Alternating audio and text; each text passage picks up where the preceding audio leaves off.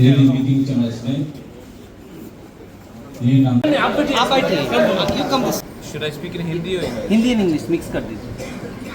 So, most importantly, I have not been in Tripura. I was undergoing a lot of my personal treatment, and there are a lot of developments which have taken place, and I think we need to address this to the party. There are certain issues which have to be clarified, and there are certain steps which need to be taken.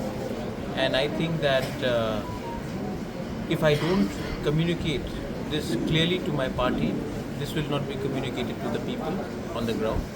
So that's the reason I've asked for this extended meeting, and let's see after that what happens. We have seen you in a meeting with the BJP central leadership.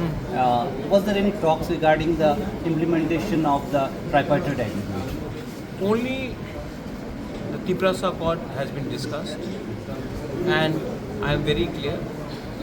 देखो, अगर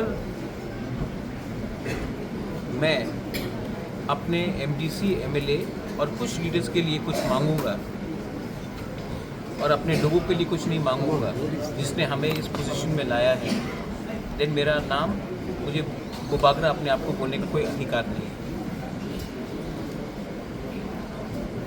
If these people are serious, they should implement the Tiprasa Accord.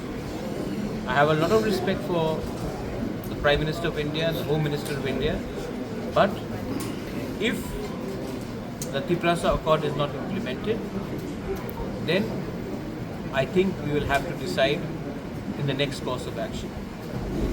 It's already 2.5 years. No. The point is, we all know what happened in TT-ATC election.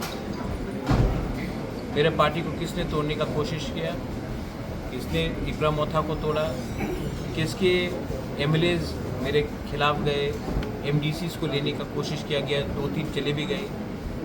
तो कौन ने किया ये, हमको मालूम नहीं है. मैं जानता नहीं हूँ कि मेरे ऊपर कितना पर्सनल अटैक किया गया, लेकिन वो सब मैं भूलने के लिए तैयार हूँ अगर आप हमारे तिप्रासा लोगों को तिप्रासा अकॉर्ड में अपना कॉन्स्टिट्यूशनल राइट्स दे.